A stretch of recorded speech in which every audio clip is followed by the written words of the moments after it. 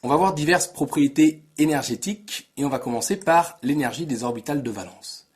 L'énergie des orbitales de valence peut être donnée par une formule qui n'est pas nécessaire de connaître, que j'ai introduite sur la droite de la diapositive, E égale moins 13,6 Z étoile au carré sur N au carré. L'évolution de l'énergie des orbitales de valence va donc dépendre de la charge effective Z étoile des électrons de valence, ainsi que du nombre quantique principal n pour les orbitales de valence. Le long d'une période, l'évolution est facile. Puisque n est constant, il suffit de regarder l'évolution de Z étoile. On a dit que sur une période, Z étoile augmentait de gauche à droite. Or, dans l'expression de l'énergie, vous avez un moins Z étoile au carré. Si Z étoile augmente, moins Z étoile au carré diminue. Donc le long d'une période, l'énergie va augmenter non pas de gauche à droite, mais de droite à gauche. Le long d'une colonne, eh bien, on a un effet antagoniste entre Z étoile et N.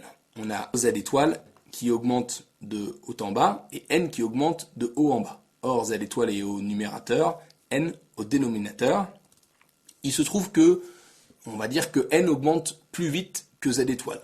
La conséquence, c'est que lorsqu'on va se déplacer le long d'une colonne, le facteur Z étoile sur N, le tout au carré, diminue. Et puisqu'il y a un signe moins dans la formule de l'énergie, eh bien l'énergie va augmenter de haut en bas dans une colonne de la classification périodique. Après l'énergie des orbitales de valence, on va s'intéresser à l'énergie d'ionisation. L'énergie d'ionisation, qui est notée EI, et qui est parfois appelée potentiel d'ionisation, c'est l'énergie minimale à fournir pour arracher un électron à l'atome à l'état gazeux. C'est donc l'énergie qui correspond à la réaction. L'atome A dans son état gazeux donne l'ion A+, dans un état gazeux, plus un électron. L'intérêt d'introduire cette énergie d'ionisation par rapport à l'énergie des orbitales de valence, eh bien, c'est que l'énergie des orbitales de valence, c'est un concept théorique. Ce n'est pas une grandeur que l'on peut mesurer expérimentalement, à la différence de l'énergie d'ionisation. On va retenir un résultat en ce qui concerne l'évolution de l'énergie d'ionisation, c'est que plus l'énergie des orbitales de valence est basse, plus l'énergie d'ionisation est grande. Donc si on s'intéresse à l'évolution de l'énergie d'ionisation dans la classification périodique, eh bien cette évolution va être une évolution inverse à celle que l'on avait observée pour l'énergie des orbitales de valence. L'énergie d'ionisation va donc augmenter dans une colonne de bas en haut. Il y a un deuxième schéma en dessous, avec non pas une classification périodique, mais porté en ordonnée l'énergie d'ionisation, porté en abscisse le numéro atomique, et avec cette flèche verte, on retrouve bien, par exemple pour le xénon, le krypton, l'argon, le néon et l'hélium, cette augmentation de l'énergie d'ionisation de bas en haut dans une colonne. Au niveau d'une période, eh bien l'énergie d'ionisation va varier de manière contraire à l'énergie des orbitales de valence. Elle va donc augmenter de gauche à droite. On retrouve pareil sur le schéma du bas ces mêmes évolutions.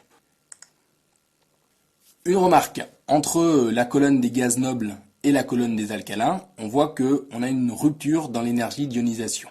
Ça s'explique par la même histoire que ce que j'avais dit sur le Z étoile au niveau des alcalins, un écrantage très fort. En fait, pour ce qui est des gaz nobles, hélium, néon, argon, krypton, xénon, eh bien, ils ont une configuration électronique très stable et il va être très difficile de leur arracher un électron. Par contre, pour le lithium, le sodium, le potassium et le rubinium, qui sont les alcalins, ils ont une configuration en NS1. Cet électron NS1 est très écranté par les autres électrons, il n'y a pas beaucoup d'interaction avec le noyau, il va être très facile de lui arracher. Ça revient à ce qu'on avait dit tout à l'heure, les alcalins sont des corps simples qui sont réducteurs et qui forment facilement. Donc si on s'intéresse à l'évolution de l'énergie d'ionisation dans la classification périodique, eh bien, cette évolution va être une évolution inverse à celle que l'on avait observée pour l'énergie des orbitales de valence. L'énergie d'ionisation va donc augmenter dans une colonne de bas en haut.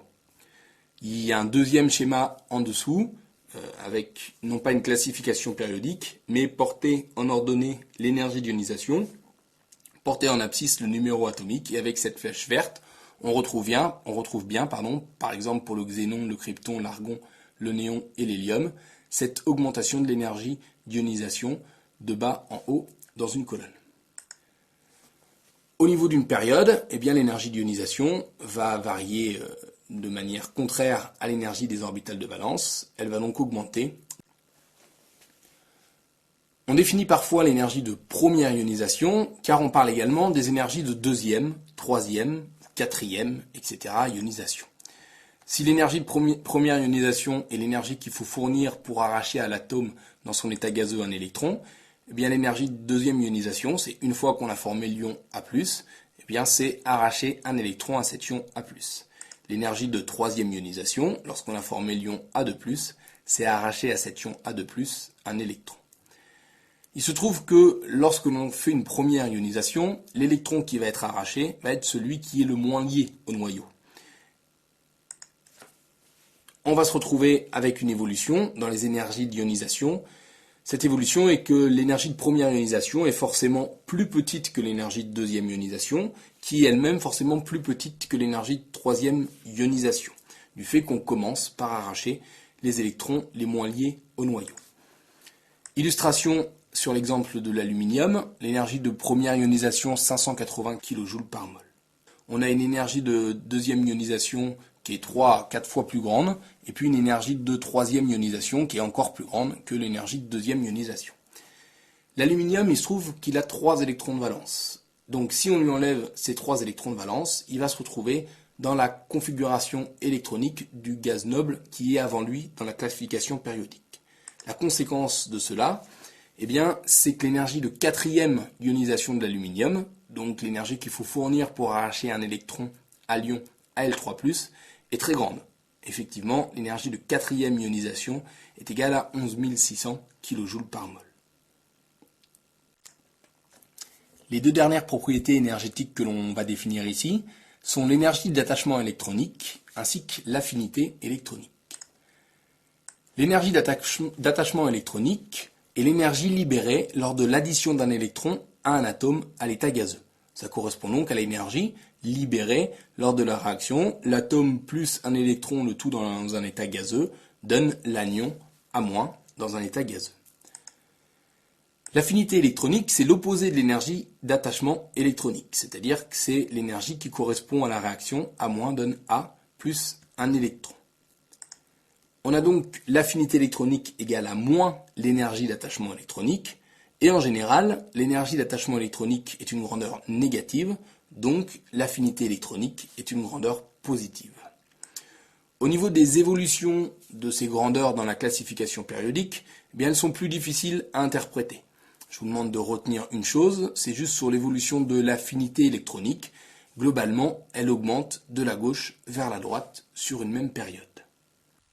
À la vue des équations que je donne pour définir les notions d'affinité électronique et puis l'équation qu'on avait vue précédemment pour l'énergie d'ionisation, vous pourriez être tenté de vous dire que l'affinité électronique et l'énergie d'ionisation, c'est exactement le même concept. Ça correspond à l'arrachage d'un électron.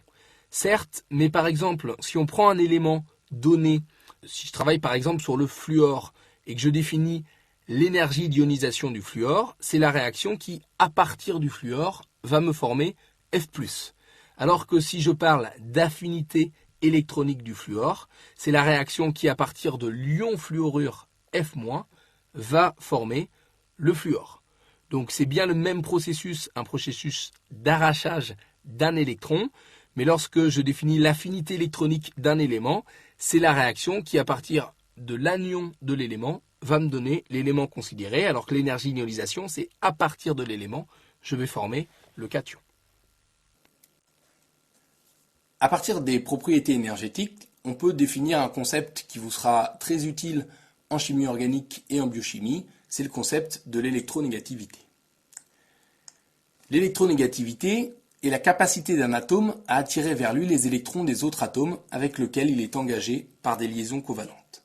Cette électronégativité est notée avec la lettre grecque qui. Si on prend une molécule formée des atomes A et B, si l'on suppose que l'électronégativité de A est supérieure à l'électronégativité de B, alors A va attirer vers lui les électrons impliqués dans la liaison covalente. redéfinira lors du cours suivant ce qu'est une liaison covalente, mais c'est quelque chose que vous avez déjà vu au lycée. Le fait que A attire à lui les électrons est symbolisé par cette flèche bleue qui montre que les électrons vont être plus localisés sur A que sur B du fait de cette différence d'électronégativité. Pour l'électronégativité, on va définir différentes échelles. On va en voir deux. L'échelle de Mulliken. Pour Mulliken, l'électronégativité est proportionnelle à la somme énergie d'ionisation plus affinité électronique. En chimie, on utilise plus l'échelle de Pauling, qui est une échelle expérimentale et qui dépend de l'énergie de liaison entre un atome A et un atome B. L'échelle de Pauling utilise une origine conventionnelle, qui est que le fluor, qui se trouve être l'élément le plus électronégatif de la classification périodique, a pour valeur d'électronégativité une valeur de 4. Si on s'intéresse à l'évolution dans la classification périodique de l'électronégativité, alors ici avec une classification encore une fois réduite aux éléments du bloc S et du bloc P, et des valeurs en bleu selon l'échelle de Mulliken et en rouge selon l'échelle de Pauling, la première chose qu'on constate, c'est qu'on ne définit pas d'électronégativité pour les gaz nobles. En fait, ça vient du fait que les gaz nobles ont une structure électronique stable et qui vont avoir peu tendance à former des liaisons covalentes. Or, la définition de l'électronégativité prend en compte, en particulier selon l'échelle de Pauling, le fait que l'atome doit être dans une liaison covalente. Pour ce qui est de l'évolution de l'électronégativité dans la classification périodique, alors sur une période, on va avoir augmentation de l'électronégativité, que ce soit selon l'échelle de Pauling ou selon l'échelle de Mulliken. Si on prend la définition par Mulliken, en fait, le long d'une période, on a augmentation d'énergie d'ionisation, augmentation de l'affinité électronique, donc augmentation de l'électronégativité. Alors vous voyez encore une fois que ce sont des grandes tendances et que dans l'échelle bleue, l'échelle de Mulliken, si on passe du bord Z égale 5 au carbone, Z égale 6 à l'azote, Z égale 7, on a des ruptures dans cette évolution. Encore une fois, on regarde ici que les grandes tendances. Le long maintenant d'une colonne, alors on n'a pas vu comment varier l'affinité électronique le long d'une colonne, mais on va se rattacher à la variation de l'énergie d'ionisation. L'énergie de ionisation augmente de bas en haut et l'électronégativité va également augmenter de bas en haut. Alors on voit avec ça que, étant donné que l'électronégativité augmente de bas en haut et de gauche à droite, on va se retrouver avec l'élément fluor, Z égale 9, qui va être l'atome le plus électronégatif de la classification périodique, l'élément le plus électronégatif. Au niveau de l'électronégativité, il faut retenir les éléments les plus électronégatifs. Pour ça, en chimie et en biochimie, on sert essentiellement de l'échelle de Pauling et on met de côté celle de Mulliken. Et vous voyez que dans l'échelle de Pauling, les éléments les plus électronégatifs, ce sont l'azote, Z égale 7, l'oxygène, Z égale 8, le fluor, Z égale 9, le chlore, Z égale 17, et le brome, Z égale 35. Voilà en fait les 5 éléments qu'on prend comme les éléments les plus électronégatifs de la classification périodique. Il existe une phrase mnémotechnique pour retenir les éléments les plus électronégatifs et l'ordre de ces éléments les plus électronégatifs. Je vais vous la donner, même si c'est une phrase que je n'aime pas beaucoup.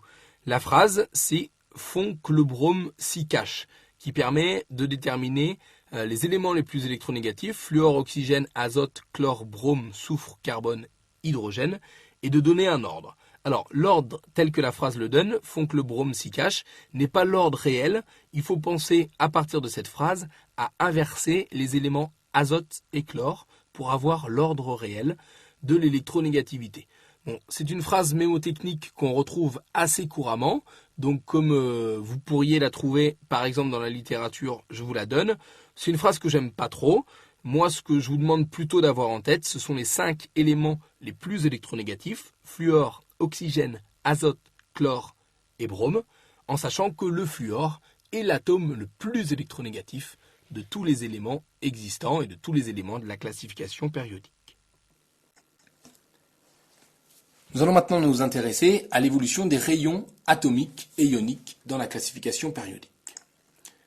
En commençant par le rayon atomique, qui est défini comme le rayon de l'orbital de valence. C'est un concept théorique, mais qui va nous donner une estimation de la taille de l'atome. Il y a une formule qui permet d'estimer donc, de calculer le rayon atomique, que je vous ai donné sur la droite de la diapositive, et qui, comme l'énergie des orbitales de valence, n'est pas une formule à connaître. Le rayon atomique est relié à n et à z étoiles. Si on regarde son évolution au rayon atomique dans la classification périodique, on va trouver que le rayon, sur une période, eh bien, il augmente de droite à gauche. Ça, c'est à relier puisqu'on est à n constant avec l'évolution de z étoiles le long d'une période. Le long d'une colonne, on a encore l'effet antagoniste de n et de z étoiles. N augmente plus vite que z étoile, n au carré augmente bien sûr plus vite du coup que z étoile. C'est l'évolution de n qui va être prépondérante et ceci a pour conséquence que le rayon atomique va augmenter lorsque l'on passe de haut en bas sur une colonne de la classification périodique. Attention au niveau du rayon atomique, on voit qu'ici, un atome qui possède plus d'électrons qu'un autre n'a pas forcément un rayon atomique plus grand. Si on regarde sur une période, sur une ligne, eh bien, vous avez de plus en plus d'électrons et des rayons atomiques de plus en plus petits.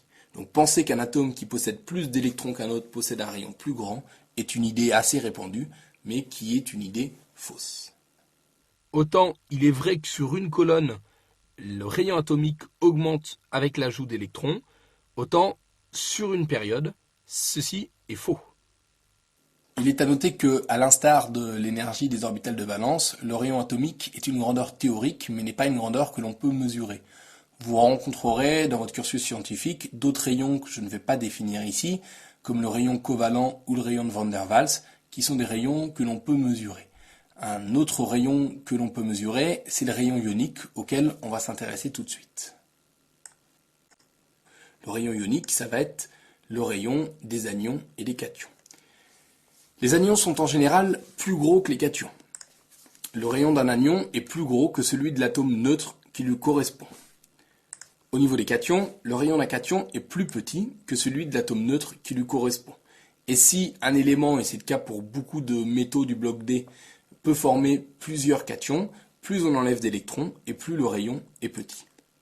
On va illustrer ces différentes règles que je viens de dénoncer avec, pareil, une classification périodique qui donne une certaine classification périodique simplifiée qui donne certaines valeurs de rayon pour certains éléments de cette classification. Le fait que les anions sont en général plus gros que les cations se retrouve assez bien sur cette classification périodique. Ensuite, le fait que le rayon d'un anion est plus gros que celui de l'atome neutre qui lui correspond, on peut par exemple prendre le cas du chlore.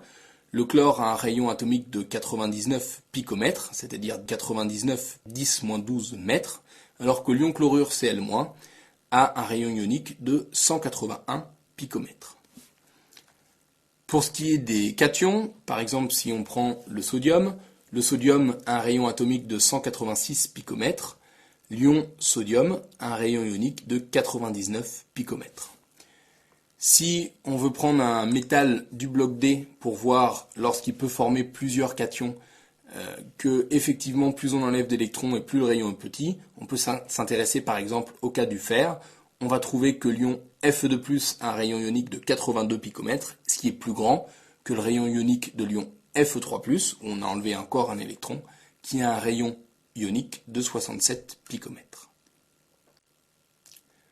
On va terminer ce chapitre en définissant les notions de polarisation, de pouvoir polarisant et de polarisabilité.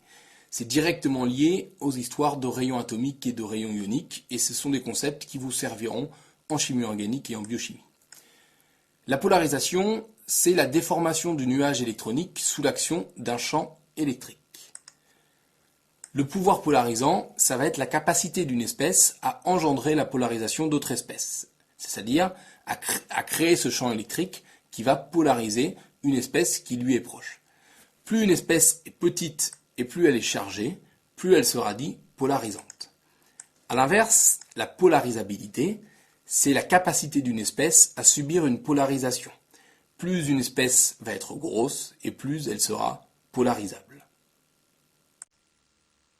Ce cours sur la classification périodique des éléments est maintenant terminé. On va voir ensemble ce qu'il est important de maîtriser. Le grand 1 présentait en premier lieu un bref historique qui est du ressort de votre culture scientifique. Puis était présenté un certain nombre de généralités sur la classification actuelle, dont il faut juste avoir en tête l'organisation générale, ainsi que les principales familles et leurs propriétés. Il est bien entendu totalement exclu d'apprendre par cœur la classification. Alors comprendre l'organisation générale de la classification périodique doit vous amener à savoir facilement trouver par exemple la place d'un élément à partir de sa configuration électronique.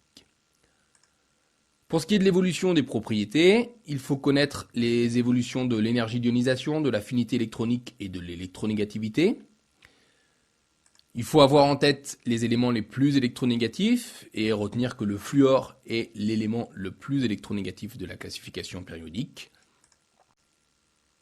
Ce cours sur la classification périodique des éléments est maintenant terminé. On va voir ensemble ce qu'il est important de maîtriser. Le grand 1 présentait en premier lieu un bref historique qui est du ressort de votre culture scientifique. Puis était présenté un certain nombre de généralités sur la classification